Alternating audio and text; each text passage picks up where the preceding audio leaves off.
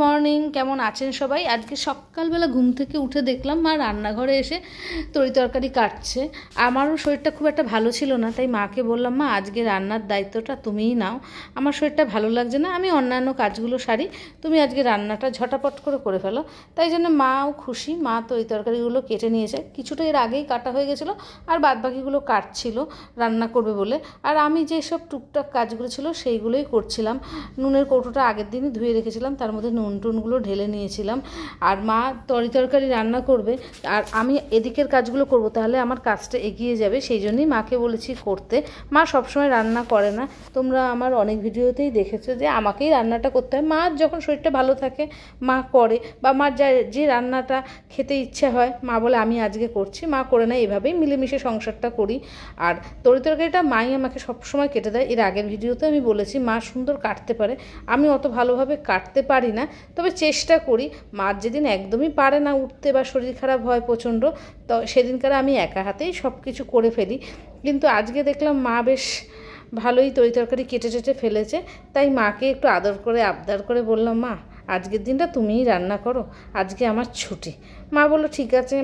মা তো জানেই যে আমি সব কিছু করি, একার দিন আমারও ইচ্ছা করে একটুখানি চুপচাপ থাকি, নিজের অন্যান্য কাজগুলো করি, সেই জন্যই আবদারটা করা। আর মাও হাসি মুখে মেনে নিয়েছে। আর মা দেখো এখানে তরকারি সব কেটে ফেলেছিলো, একটু পেঁয়াজ দরকার ছিল সেটাই কাটছে। আর একটা আইটেম বসিয়ে দিয়েছিলো, আমি একটু দেখে নিলাম যে সেটা লেগে যাচ্ছে কিনা, যেহেতু মা এদিকটা কাটছে তো।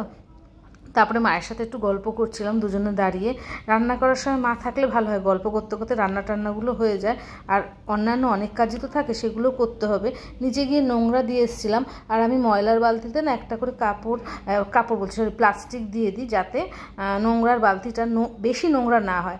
যদি একদম ডাইরেক্ট বালতির মধ্যে ফেলি তাহলে প্রচণ্ড বালতিগুলো নোংরা হয়ে যায়, তাই জন্য একটা প্লাস্টিক দিয়ে সুন্দর করে বালতিটাকে কভার করে রাখি, নোংরাগুলো প্লাস্টিকেই ফেলি, তারপরে নোংরা নিতে আসলে দিয়ে দিই, বেশ সুবিধা হয়। এতে বালতিগুলো পরিষ্কার করতেও সুবিধা হয় আর নোংরাও কম হয়। আর মা রান্না করছে দেখে যে কাজগুলো আমার প্রতিদিনই রান্নার পর করতে হয়, সেই কাজগুলোই করছি। আর এই ঘরটা না সবসময় আমি গুছিয়ে রাখার চেষ্টা করি লোকজন আসবে বলে, কিন্তু জানো তো কিছুতেই গোছানো থাকে না ছেলে আর বাবার জন্যে। তাদের এই চৌকিটা লাগবেই জিনিসপত্র রাখতে, তারা নতুন নতুন জিনিস আবিষ্কার করবে, রাখবে, আর তারপরে সেই চৌকিটাকে নোংরা করে ফেলবে। আর সব কাজের পর যেহেতু এইগুলো ঝাড়া মোছা করে দিতে হয়, আর ভেলভেটের যেহেতু বেড কভার না, সেই জন্য প্রচণ্ড পরিমাণে ধুলো আটকে যায়, আর তাই জন্যই আমাকে বারবার ঝাড়তে হয়। আর আমি পরিষ্কার করবো ঠিকই, কিন্তু বেশিক্ষণ জানো তো এই পরিষ্কারটা থাকবে না। আর এই যে এই জিনিসটা দেখছো, এটা আমার কর্তামশাই কী যে আবিষ্কার করছে বুঝতে পারছি না। যাই হোক, আমি একটু আবিষ্কারটা দেখার চেষ্টা করলাম, কিন্তু আমার মাথায় ঢুকবে না সব কী জিনিসটা যখন সে আবিষ্কার করছে তাহলে গুছিয়ে রেখে দিই, তার জিনিস তার জায়গা মতো রেখে দিতে হবে। আমার গোছানোর কাজ আমি গুছিয়ে দিই, আর তাদের নোংরা করার কাজ তারা না নোংরা করবে।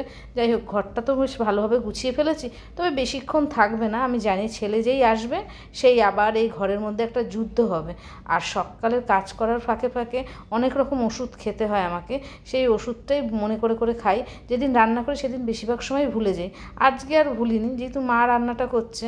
আর ওষুধ খেয়ে সুব্রতর জন্য টিফিনের ঝামেলাটা নেই এখন, আর রুটি সুব্রত খায় না, সকালবেলা ফল বা একটু ছাতু গুলে খেয়ে নেয়, সেটাই একটু জোগাড় করে রাখলাম, ও সময় মতন এসে খেয়ে নেবে।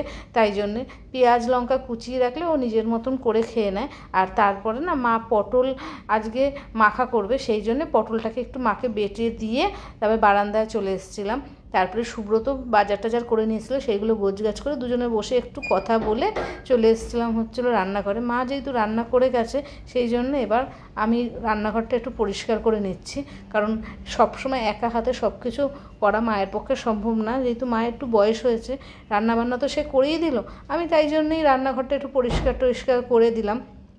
আর পরিষ্কার করার পরে ছাদে এসেছি, ছেলের স্কুলের ড্রেসগুলো ধুয়ে দিয়েছিলাম। আর এখন এতটাই ঘাম হয় সবার গরমের জন্যে, প্রতিদিনই জামা প্যান্ট ধোয়া মেলা হয়। আর ওয়েদারটা আজকে ভীষণ মেঘলা করেছে, বারান্দায় মেলে রাখলে আর সেগুলো শোকাবে না, তাই সবগুলো নিয়ে মোটমাট ছাদে চলে এসেছি। যতক্ষণে ইচ্ছা ততক্ষণে শোকাক, কোনো অসুবিধা নেই, শেডের তলে থাকবে, আমি বিকালে এসে তুলে নিয়ে যাব। আর বাইরে আজকে মেঘলা ওয়েদার তো, যখন তখন বৃষ্টি নামতে পারে, বারান্দায় দিলে পরে বারান্দায় ভিজে যাবে, তাই জন্যই ছাদে নিয়ে আসা। আর ছাদে যখন এসেছি ছাদটাকে একটু পরিষ্কার করে দিয়ে যাব, তারপরে চান করব। ছাদে এসে যেহেতু বসি গল্প করি, ছাদটা একটু পরিষ্কার রাখতেই হয়। আর এখন তো ছাদে বর্ষার সিজনে কেন্ন হবে, আমি কেন্নতে ভীষণ ভয় পাই। ছাদটা যদি প্রতিদিন ঝাড়ি তাহলে কেন্নটা একটু কম হবে, তাই জন্যই ছাদটাকে ঝেড়ে দিই। আর ঝাড়ার পরে স্নানটা করতে যাই, সারা গায়ে একটা ধুলো লেগে যায়, তাই জন্যে স্নানটা একটু পরে করি। আর আজকে না ভীষণ মেঘ করেছে আকাশে, ওয়েদারটা একদম পাল্টে গেছে, ঠান্ডা ঠান্ডা হাওয়া দিচ্ছে, নিচে যেতে ইচ্ছে করছে না, তাই জন্যে একটু দাঁড়িয়েছিলাম ছাদে। আর নিচ দিয়ে কত মানুষ যাচ্ছিলো তাদেরকে দেখছিলাম, তার মধ্যে আমার কাকার সাথেও দেখা হয়ে গেল, কাকার সাথে একটু ছাদ থেকেই গল্প করে নিলাম। আর ঠান্ডা হাওয়াতে না মনটা যেন ভরে গেল, এত সুন্দর লাগছে। আর ওখান থেকে দাঁড়িয়ে দাঁড়িয়ে আমি আকাশটাকে দেখছিলাম, মেঘলা ওয়েদার, যদি একটু বৃষ্টি হয়, জানি না বৃষ্টি হবে কি না, যদি হয় ভালো। আমি ছাদের এই পাশটা একদম পরিষ্কার করে দিয়েছি যাতে একটু বাইরে কেউ আসলে উঁকি মেরে দেখতে পারি, তাই জন্য। আর কিছু লতানো গাছ লাগিয়েছি, পরে সেগুলো তোমাদের সাথে শেয়ার করব। তার মধ্যে জানো তো একটা ছিম গাছও লাগিয়েছি, জানি না ছিম হবে কি না, শীতের ফল, গাছটা পেয়েছিলাম তাই জন্য লাগিয়ে দিয়েছি ছিম গাছটা। আর দেখো কি হাওয়া দিচ্ছে, আর গাছগুলো কীরকম দুলছে দেখেছো, কি ভালো লাগছে না দেখতে। যাই হোক, অনেকক্ষণই ছাদে দাঁড়িয়ে ঘোরাঘুরি করেছি, আর বেশিক্ষণ ছাদে থাকা যাবে না, ছেলে চলে আসবে, তাই স্নান করব। তাহলে আজকের মতন ভিডিওটা এখানেই শেষ করছি। আর গাছগুলো দেখছো এত ভালো লাগছে, আমি মাঝে মাঝে হাত দিয়ে দিয়ে দেখছিলাম যে কি সুন্দর ওরা দুলছে, দেখো ওদেরও মন আজকে খুশি ওয়েদার দেখে, তাই না। যাই হোক, অনেকক্ষণ ছাদে থাকলাম, এখন স্নানটা তাড়াতাড়ি করে সেরে নিতে হবে। তারপরে আবার দুপুরের ভাতটা আমিই বসিয়ে দেবো, মা যেহেতু রান্না করেছে, মা বেশিক্ষণ দাঁড়াতে পারে না, তো ভাত টাতগুলো আমি করে নেবো, আর তারপরে সবাইকে খেতে দিয়ে নেবো। বিকালে একটু বেরোবার ব্যাপার আছে, জানি না বিকালে কখন বেরোবো। তাহলে আজকের মতো ভিডিওটা এখানে শেষ করছি।